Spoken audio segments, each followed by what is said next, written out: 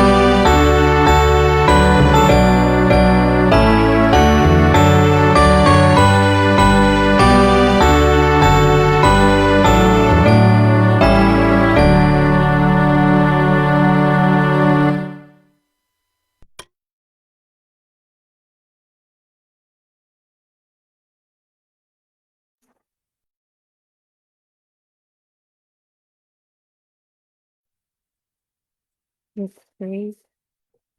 Iyong mga lahat ng Israel. Salamat sa patuloy na pag-iingat mo sa aming pagdamag at iyong salamat sa pagdamag at kasiyasya sa lahat ng pagsa na ay nagkisip-isipan. Nalalang ito sa aming yung pagtulig ng mga salita. At sa pag-aayos ng sa mga pagsuan ng mga pagsayin. Kasala sa Panginoon sa Panginoon.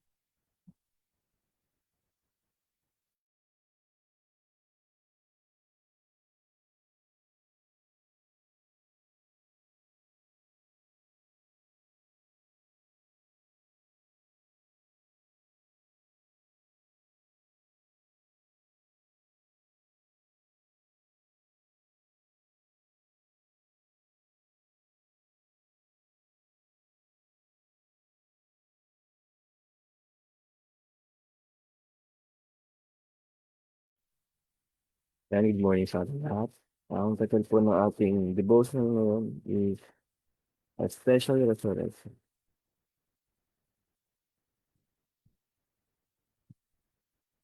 Sabi po sa Daniel 12 verse 2, and many of them that sleep in the dust of the earth shall awake, some to everlasting life, and some to shame and everlasting punishment.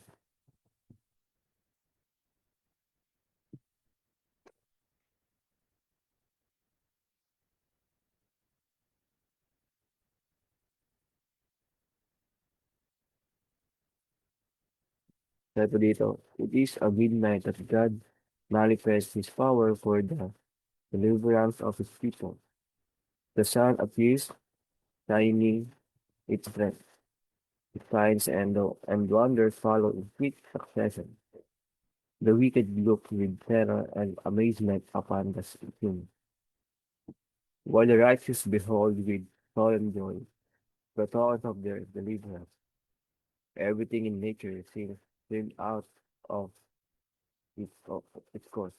The streams cease to flow, dark, heavy clouds come up and clash against each other. In the midst of angry heaven is one clear space of indescribable glory. When it comes to the voice of God, like the sounds of many waters saying, it is done. So, uh, pinapakita dito sa pinakamadilim na oras sa ating gabi, darating ang pagliligtas ng Diyos para sa kanyang bayan. At bigla sisikat ang araw at magkakaroon ng mga himala at kamanghamanghang mga tanda. At ang mga masama ay ah, matatakot dahil alam nilang nalalapit na ang hatol ng Diyos. Ngunit ang mga matuwid ay mapupuno ng kagalakan dahil alam nila dumating na ang kanilang kaligtasan. At ang kaligtasan mismo ay sila magbabago, titigil ang mga ilog sa pagdalo at magkakaroon ng malaking kaguluhan sa kalangitan. Sa gitna nito is maririnig ang makapangyarihang tinig ng Diyos na magsasabing, it's done. O, tapos na.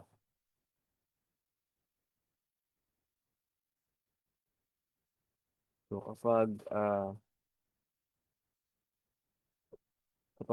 dinilim ang ating ah, kagayan, doon madalas na pinapakita ng Diyos ang kanyang kapangyarihan at pagliligtas.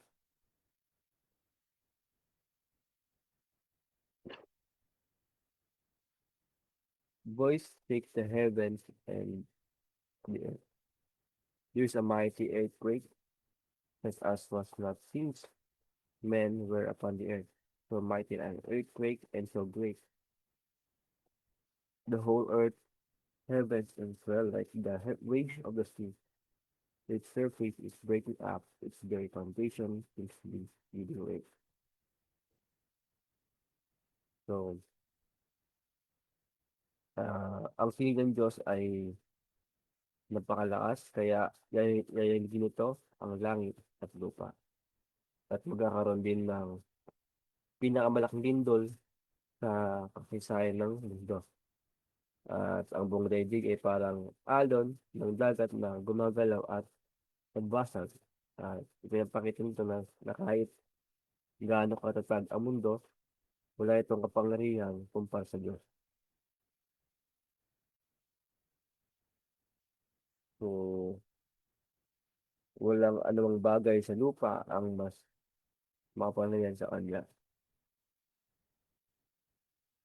So, graves are opened and many of that sleep in the dust of the earth awake, some to everlasting life and some to shame and everlasting contempt.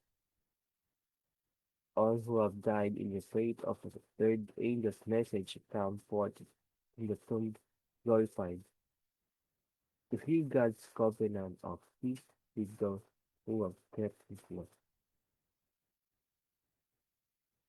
So, sa panahon yun, is bubuksan ang mga libingan at may mga taong bubuhayin muli.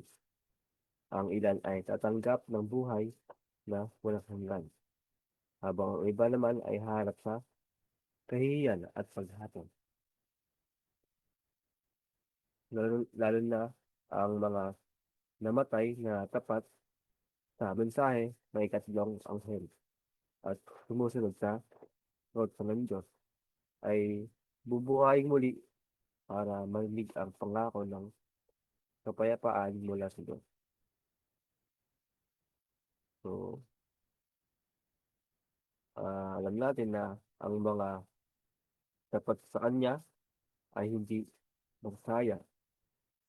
Nagkagtibalaan niya ang kanyang mga tapat na lingkod kahit sila ay namatay na.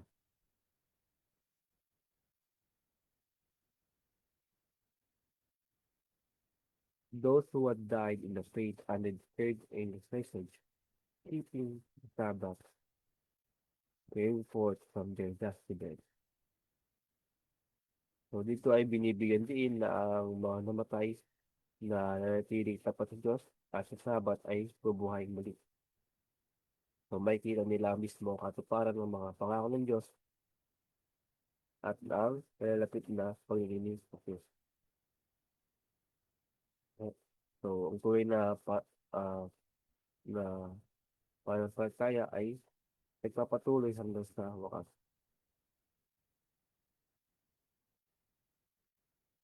Dito, we also wish to heal those that mock and deny that Christ died and agony, and the most violent opposers of his spirit and his people are raised to behold him in glory and to see the honor placed upon the loyal and obedient.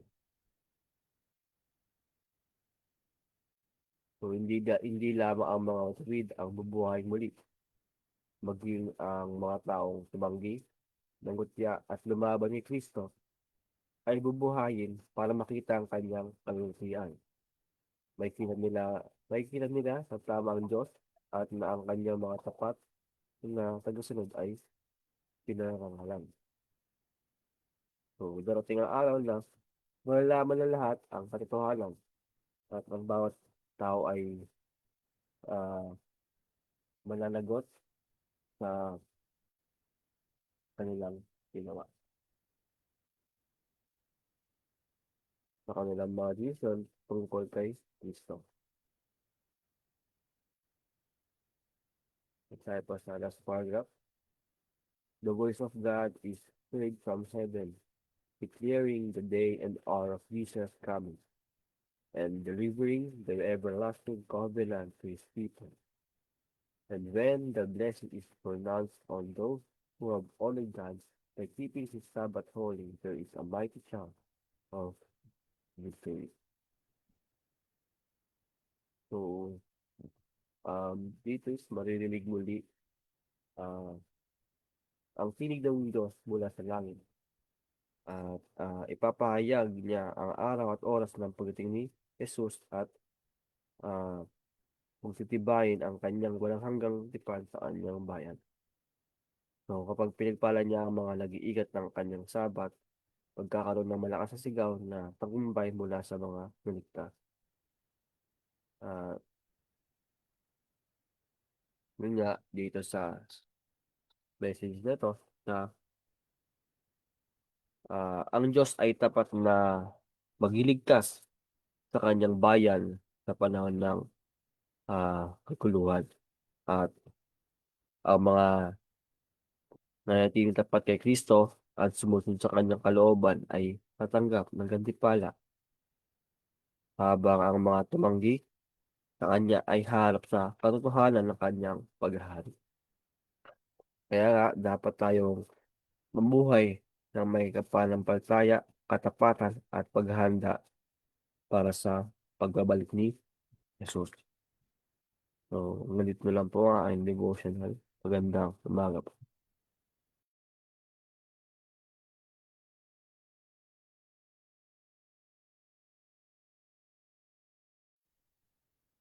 Ayan. So, maraming salamat po. Brother David, sa inyo po napakagandang mensahe na inyong binahagi sa amin at doon nga po ating nakita, no? Na doon sa last resurrection. Dahil dito po, nakikita yung katapatan natin, no? Sa Diyos, sa pagliligtas. Sa gantimpala ng mga tapat nga po ng mga tagasunod sa huling panahon. No? Kung tayo po ba ay mabibilang sa mga maliligtas o doon sa kasama sa mga tao na magsasabi na bato, tabunan nyo kami. No? So kaya po ngayon pa lamang po, habang may oras pa, we should change our attitude, our character. No? Atin pong tanggalin yung mga ugali na hindi kaya-aya at magbaguhin at mag-reflect nawa yung buhay natin sa buhay ng ating Panginoon, no? At upang sa gano'n, yung ating pong daan ay maging sure at hindi po tayo mahiwalay sa daan ng kaligtasan, 'no? And ito pong mga lesson na ito ay isa sa mga aral na atin po kailangan na isaisip na huwag na po tayong magpaligoy-ligoy pa at atin na pong gawin yung mga dapat na gawin at yung mga responsibility na iniatas sa atin ng Panginoon, which is yung gawain niya ay ating pong palaguin, ay pakalat sa buong mundo upang mapabilis po ang gawain sa lupa. Tayo naman ay makasama sa langit at sa kingdom na inihanda ng Panginoon para sa kanyang mga bayan. So ngayon po tayo na po dumako na sa ating pong pagtatapos ng closing song at closing prayer po ng ating speech.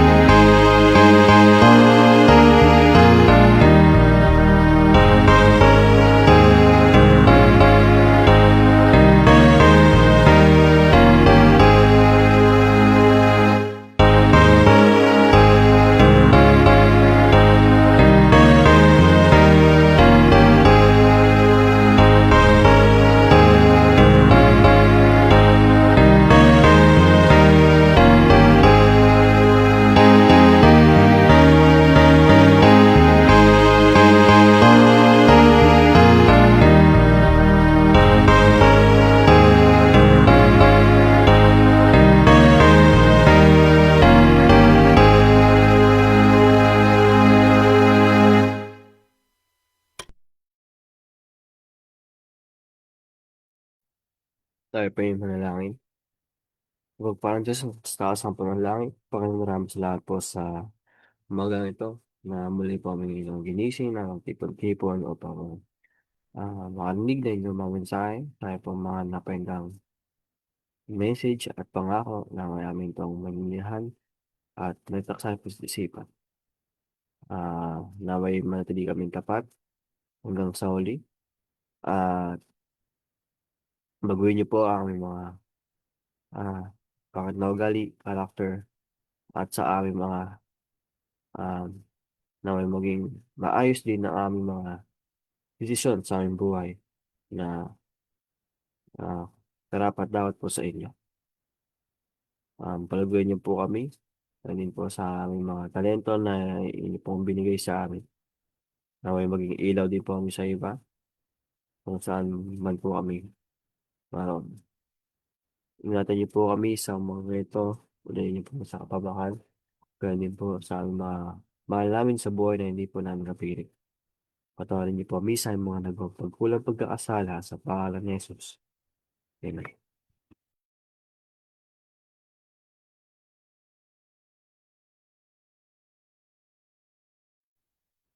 Ayan, so maraming salamat po sa pangunguna sa amin, Brother Japet, at ganoon din po sa mga kasama natin ngayon dito po sa Zoom at maging sa mga nakasubaybay din po sa Facebook Live.